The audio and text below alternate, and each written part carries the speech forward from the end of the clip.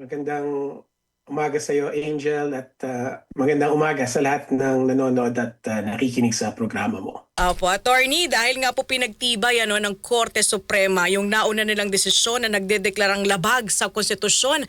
Ito pong articles of impeachment laban po kay VP Sara at ito po unanimous, ibig sabihin nagkakaisa ang boto ng mga maestrado. Nakikita po ba natin, Attorney Michael, na dahil po sa political pressure o public pressure kaya po idineklara na labag po sa saligang batas ito pong articles of impeachment laban po sa ating Vice Presidente? Gandang tanong yan, ano? So, para masagot yung tanong mo kasi kailangan basahin natin yung desisyon mismo, no? Kasi gusto natin makita doon na reasonable yung desisyon at may batayan sa jurisprudence, sa batas at sa konstitusyon natin, no? So, having read the decision, ang pananaw ko is hindi naman ito batay sa public pressure or political pressure, no? Kasi yung desisyon, yung argumentation, yung discussion, sumasang-ayon naman siya sa jurisprudence, sa batas at sa saligang batas. So I wouldn't say na itong desisyon ng Korte Supremang ito, this particular one at the very least, ay was due to political pressure or any political pressure. Pero masasabi po ba natin, Attorney Michael, na isa po itong check, kumbaga sa hudikatura laban po sa Kongreso? Ayan, medyo we will have a nuanced answer there, no? Kasi uh, as far as yung check and balance is concerned, mukhang tinalunan ito ng Korte Suprema in this particular decision, no? Kasi meron silang mga nilagay doon na kahit na ba legally tama, I mean in principle tama, questionable if they should have done it, no? Or kung lumampas na ba sila doon sa linya between the judiciary and the legislative, no? Particularly, I'm talking about yung ginawa nilang procedure or yung nilatag nilang procedure for the impeachment process, no? While in itself, malinaw na it is due process, yung ginawa nila is due process or respect for due process.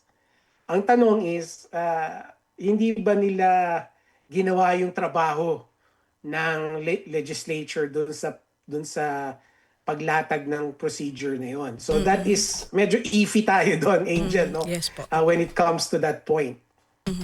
Opo. Meron po ba itong chilling effect, Attorney Michael, sa mga mambabatas sa maghahain po ng impeachment complaint kay VP Sara sa hinaharap po? Well, I wouldn't say chilling effect, no? Hindi dapat sila matakot, no? I mean, kasi kung titignan mo nga yung procedure na binanggit ko, tama lang naman yun eh. I mean, we're talking about due process. So, ang epekto sa mga mambabatas ay dapat, now, alam mo na ano yung tamang proseso. Yan. May natutunan Gawin mo na dapat. ito. Di ba? Ganon, di ba? Hindi mo dapat isipin na naku, ang hirap na or imposible na. I mean, that's the wrong attitude, I would say. That's the wrong response. I would say, kung ako yung mambabatas, parang si Congressman Chua, di ba? Nakita ko yung decision, maayos naman yung pagkalatag, then susundan ko na. So the next time na magkakaroon ako ng idea na i-impeach ang isang official, then I know what to do. I know the right thing to do. So dapat ganun yung attitude. Hindi dapat chilling effect. Nabanggit mo yan, Attorney, ito kasing si Representative Joel Chua, nais po niyang baguhin ang House rules para po sa impeachment matapos nga po ideklarang illegal ang kaso po kay VP Sara. Ano po masasabi niyo po dito? At ano po yung mga dapat baguhin? I think no choice eh. No choice kasi pag nagdesisyon ng Korte Suprema, that is now part of the law of the land, no? That's very clear in our civil code. So every one of us, tayong lahat, will have to adjust accordingly. So kung yun ang naisip ni Congressman Chua, I would understand it. The, kailangan gawin yun. Now, doon sa mga pagbabago na tinatanong mo, well, para sa akin, they were forthcoming, no? Kasi kailangan talaga masunod yung due process. So, dapat yung mga mambabatas natin, lalo-lalo na sa mga sa mababang kapulungan, they appreciate the fact na now they can establish a rules of procedure na talagang nag-exhibit ng due process. Ito nga po malapit nang matapos, attorney, yung 1-year ban. May umuugo nga po ulit na meron po ulit na maghahain ng another impeachment complaint.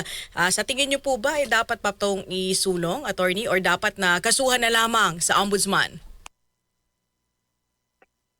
Well, kung kay Pangulo Marcos, no choice na tayo kasi na-trigger na yung 1-year ban, no? Dahil na-endorse na sa Committee on Justice yung dalawang impeachment complaints. So, kung meron man nag-iisip na mag-file ulit, kailangan nila maghintay ulit ng 1 taon.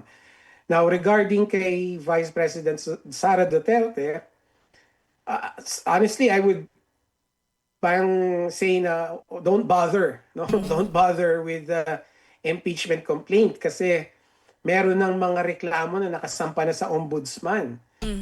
Para hindi tayo malito, and I'm talking about the public, para hindi tayo malito na dalawa yung inaabangan natin, we might as well just focus on the the complaint sa ombudsman, yung plunder. No?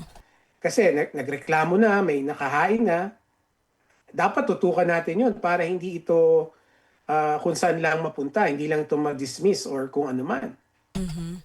Sa imahe naman po, Attorney Michael, ni VP Sara, pwede ba nilang gamitin ito as political leverage? Oh, definitely, yes. No? Ginagamit na nga ngayon, di ba? Na, nagsasabi na sila, nakita nyo na, may rule of law, etc., Yes. etc. So, automatic na yon na Angel, no? Na ganitong mga pagkakataon, gagamitin yan sa political self-interest. No? So, dapat hindi, of course, dapat hindi. Kasi dapat pinag-uusapan natin yung merito Isang kaso. yung merito ng desisyon, no? Hindi dapat ito ginagamit sa pansariling political agenda, but alam mo naman ang politika sa atin, di ba? Yes. Napakababaw at lahat ng pwedeng gawin kahit na wala sa tama ay gagawin. Doon naman po tayo sa impeachment laban po kay PBBM. Sa tingin niyo po ba magpa-prosper po ito? Meron po ba itong sapat na batayan o yung reklamo para po umusad sa Kamara? Alam mo, yung unang complaint, I mean, universally, lahat naman nagsasabi, ampaw ito. No? So, yun, mukhang walang pag-asa talaga yun. I mean, medyo pwede natin sabihin na hindi yun uusad. Kaya lang yung impeachment complaint nung Makabayan Block, unfortunately, hindi ko pa nababasa. So, wala akong masasabi whether uusad ba ito. Ang iniisip ko lang, Angel, is dapat hindi niya ginaya yung unang complaint, no? Kasi kung inulit lang niya or ginaya lang niya yung unang complaint, then ampaw din siya. Mababasura. Most likely, hindi rin siya uusad, no? So, dapat meron siyang mga nilagay doon na nakaangkla sa facts, meaning to say, akmang-akma siya doon sa grounds for impeachment, at meron itong nakadikit na pruweba, no? Strong evidence. Otherwise, katulad lang ng unang impeachment complaint, mababasura din yun. Opo. Pero sa tingin niyo po sa kasalukuyang komposisyon po ng ating Kamara, may chance po ba ito na makakuha ng suporta, Attorney Michael? Again, it depends kung ano yung nakasulat dun eh. Kasi kung ampaw talaga, then it doesn't matter kung sino yung kakampi ni Pangulong Marcos o hindi. Kung ampaw talaga yung impeachment complaint, then talagang mababasura yon. Pero kung may merit, then magkakaroon ng labanan talaga yan na magkakalabasan, no? Kung sino talaga yung tumutupad sa kanilang sinumpaang oath, no? But given the composition of Congress now, of the House, Diyan hindi tayo sigurado, no? We do not know kung kaya ba nila gawin yung tungkulin nila. Kasi right now, alam natin, hindi nila kaya eh. Mm-mm. So we have to cross that bridge when we get there. But again, depende kung ano yung quality or yung substance nung complaint. Mhm. Sa motibo naman, Attorney Michael, tingin niyo po ba ito ay politically motivated? At may iba po kasi nagko-question bakit ngayon lang yung inihain yung impeachment complaint? It's definitely politically motivated, Angel. No? There is no other way to look at it. No? Kasi kung titignan mo, ano nga ba yung impeachment ng Pangulo? Right? Kasi ang impeachment ng Pangulo, balikan lang natin yung kay Pangulong Duterte dati. Ay, Pangulong Estrada. Right? Ang tatanungin mo lang ang sarili natin, are we in the same position as a country nung panahon ni Pangulong Estrada? And I would say, wala, hindi. No? Kasi right now, umaandar yung ekonomiya natin. Siyempre, hindi natin gusto yung pace, of course. Meron tayong mga reklamo sa pamamalakad ni Pangulong Marcos, but definitely, we are not in the same situation as we were when President Estrada was the president. No? So, I do not see any of the conditions to say na dapat na talagang patalsikin si Pangulong Marcos. Kung hindi, masisira talaga yung bansa natin. So, on that reasoning, sa mata ko, politically motivated yung pag-impeach sa kanya. Nabanggit mo kanina, Attorney, yung tungkol po sa ekonomiya. Ano po ang epekto nito, yung paghahain po ng impeachment sa kumbaga sa investor confidence, gayon din sa ating ekonomiya, no? Kasi syempre, meron din po itong epekto, Attorney Michael.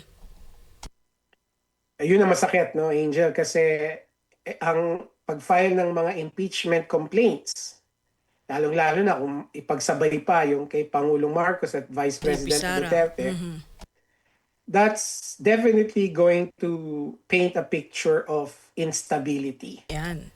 Political instability.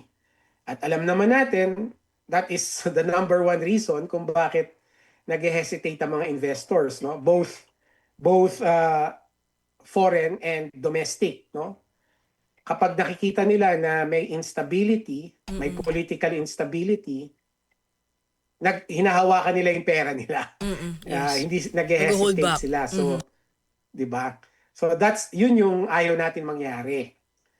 Kasi investments kailangan natin para sa ekonomiya natin kasi yan yung magdudulot ng mga negosyo at syempre mga negosyo ang magdudulot ng trabaho, mas malaking sweldo, etc. etc. Yun nga yung dahilan din, Attorney, kaya hindi po natin nakamit yung target po natin economic growth, di ba? Well, it could be one. Siyempre maraming mga Factors. reasons yun. Right? Yung pangit na infrastructure, of course, yung corruption sa government. Also yung education crisis natin, comprehension crisis natin. Siyempre, yung environmental issues natin, no? Yung lagi tayong binabaha. So, ang economic picture natin is very fragile. No? Yan yung best description. Ang economic picture natin is very fragile. Now, kung magkakaroon pa ng political instability or at least appearance of political instability, nakakatakot, hindi ba? Nakakapangamba na baka ito na yung magdulot ng talagang paglugmok ng ating ekonomiya. Ayaw natin yun kasi kahit na ba mabagal yung usad, yung improvement, at least nag-i-improve. Yun ang gusto natin makita. Oo, kesa yung totaling wala, 'di ba? At lalo pang lumalaga pa. That's right. That's right. Opo, okay. With that, Attorney Michael, maraming salamat po sa inyong oras at panahon dito po sa aming programa. Mabuhay po kayo at ingat po kayo. Nasa Australia pa rin po kayo. Tama po ba, Attorney? Yes, kasi nagpi-PhD kasi ako so kailangan. Opo, good luck po. Maraming salamat po, Okay, Attorney. Ingat maraming palagi. salamat. Ang say ng taong bayan.